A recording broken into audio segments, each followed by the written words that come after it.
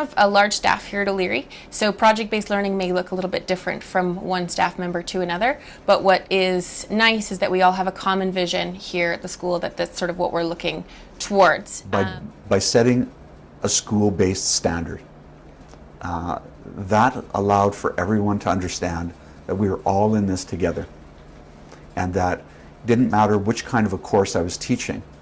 I was expected to introduce and to do project-based learning in that course. We've always done projects in our classes, but project-based learning is a whole different thing. So as opposed to just sort of having a project as the dessert at the end of the course material, it's really starting to replace the stand and deliver method of teaching. So it's becoming a more important part of the classroom environment, not just the extra thing that we tack on at the end, but really a replacement or a new way for the students to get their learning. We created a project that was put together by myself and Susie Sermon. We chose to make it an opportunity for kids to have a voice that don't have a voice. So we intentionally worked with kids from Science 24 for Susie's class and English 30-2 academic support class, so ASP. And it basically began as a cafeteria overhaul is what we called it.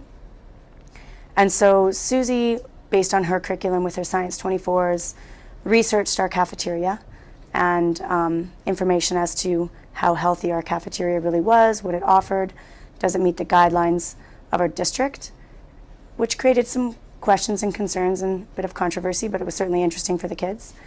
They packed up into a bus and went on a field trip to Austin O'Brien, which was enjoyable, to check out their cafeteria, and came back pretty fueled to change ours. And so once they did their research, based on their curriculum of Canada Food Guide, etc., they had to put that information together into a PowerPoint, and then we became their audience. So my 30-2 students, academic support class, became their audience, and so they presented the information to our kids. And so one of the biggest concerns everyone had when we start talking about projects in classes is, oh, you know, we can't if you're a diploma teacher.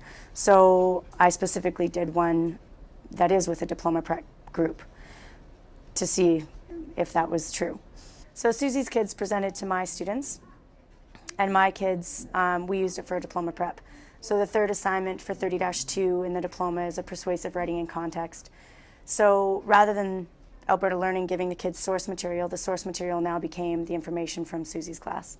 So kids took that information and had to create a persuasive speech on whether or not we agree or disagree with the cafeteria having some changes. And then that was, we chose 3 or 4 students in my class to deliver that to administration. And then in the end, there were a whole bunch of changes to the cafeteria. The project that we did this year in my Biology 30 class was a disease investigation relating to the neurological and endocrine body systems. Normally the students would maybe take on a particular disease and research it, but this year we decided to up the ante. So what I did was to diagnose each of the students with a particular set of symptoms. So they were given their medical file with symptoms that they themselves were experiencing. All right, guys, so the driving question in our project was this. This is the question that we started with. How can I, as a teenage patient, educate and advocate for myself when faced with disease? So when the doctor calls you in, she says, she's very professional. She wears a lab coat that's actually a art lab coat. And she sits you down on the examination table, which is actually 2 desks pressed together, and she asks you about what do you think you have, what do you think's wrong with you, and at first she dismisses it. She says, oh, that's just, you know, you're a teenager, hormones, that's why you feel like that, and it's your job to try to stand up for yourself and stuff, you know. Hi Cameron, thanks for coming back in today. When you came into the doctor's office last week, you were complaining that you've noticed a tingling sensation in your fingers and toes, and that you'd lost some grip strength. Yes. So we ran a couple of tests to confirm Guillain-Barré syndrome. That was the one we suspected. What has your research told you in terms of what kinds of tests we would run for that? I knew that there was a cerebral spinal fluid test, but that's the only one that I saw. Okay. It's just part of being a teenager. Of course, you're moody, that kind of thing. So they really had to advocate for themselves. No, I think that there's something really wrong with me, and this is what I think that it is. So they really needed to do their research ahead of time in order to be able to have that voice in the doctor's office. And it allowed them to investigate those body systems in a deeper way because it made it personal to them. And then today, what you'll see is their follow-up meeting with their doctor, which will be played by me again, where we talk about tests that should be run and treatment options for them, so that they can see that when faced with disease, it's not necessarily a clear-cut treatment that's going to be involved. There are pros and cons to all aspects of treatment. Up to different diseases, because I can actually apply that to the real-life situation. So I got epilepsy, so there's a lot of different things to learn about that, and in the future I'll need to know about that, so I can really apply the knowledge. Some of the life skills, like standing up for like what you think you have, what's happening with you, and I don't know, when things don't feel right, look it up. Okay, anything else you can take away from that project? It's better than a poster. Better than a poster. All right. I think what I had up on my board is what's your passion? As a person whose opinion is valued, encouraging them to think about what matters to them, what are they passionate about, what do they care about, what do they have an opinion about. So that's how it all began. And we begin just by a brainstorming of that. We discuss a few issues as a group, but the idea is that they walk away from this, and the only rule of the assignment is that they have to work with something that they have an opinion about, they're passionate about, they care about. That's the only rule. Down, and then. So you have to take on their voice and ask yourself, is it believable?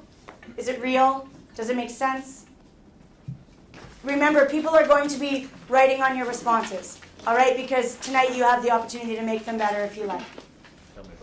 I actually really love this project because it gave me a sense of what my strengths were in my writing. I understood that I have a very strong voice, and I don't hold anything back. And like I said, for the stylistic devices, it brought out my knowledge based on them, because in my writing I actually used much more than we were just supposed to, basically for the marking guide, and I realized that in the project that we did, I learned more from my skills that we learned throughout the year, and it just came out in my writing, and I didn't even know it. So Built Up Walls by Julia Seferino. A wall. White, plain, and not much to it. But to what really is a wall's purpose? Walls are built for protection, stacked high in all directions. They surround me. They isolate me. They are unbreakable. I despise these walls because behind them I sit in my corner of lies. Outside them my lies are covered and no one expects them. These walls are my shield that guard me for who I am. I wait for the moment to break these walls down, because it's behind these walls that everywhere I look, I see everything I seem to miss about myself. But a wall is just a wall, and the real meaning behind them lies within the battle between oneself.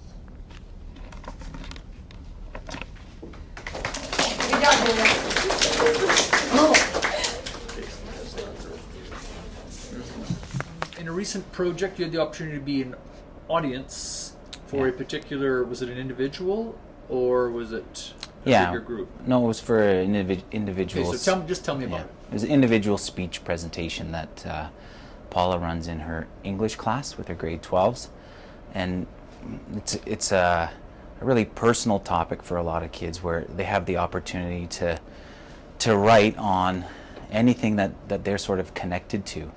In our universe, we love, we share, we forgive, we sympathize, we give more even when we have little. This is because life is good and people are good. Life is scary. It throws curveballs. It makes change. But this only means that we're going down the journey of life. This does not mean that life itself is bad. People do bad things, crazy things, mean things, but only because we're human and we will make mistakes. But this does not mean people are bad. Just because life and fate decides that your mom should face cancer does not mean that life itself is bad. It just means you have to adapt to it. And when life itself decides to give your mom cancer again, only means that you have to work twice as hard to get over it. There are so many wonders in our world, so many things unseen, untouched.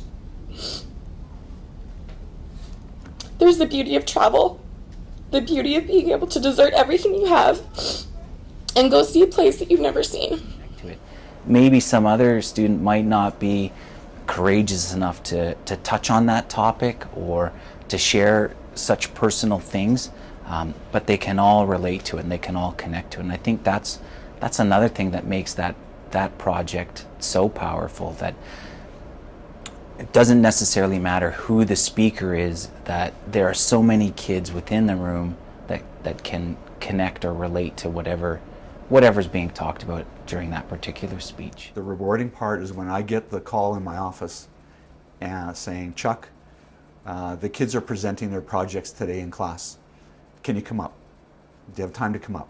And that's when I make that a priority in my life. As a principal, we stop what we do and we go up to that classroom and we become part of the audience. The kids are so proud of their projects and what they've accomplished, and the teachers are saying to me, you come on up and you share with us our joys over this kind of work.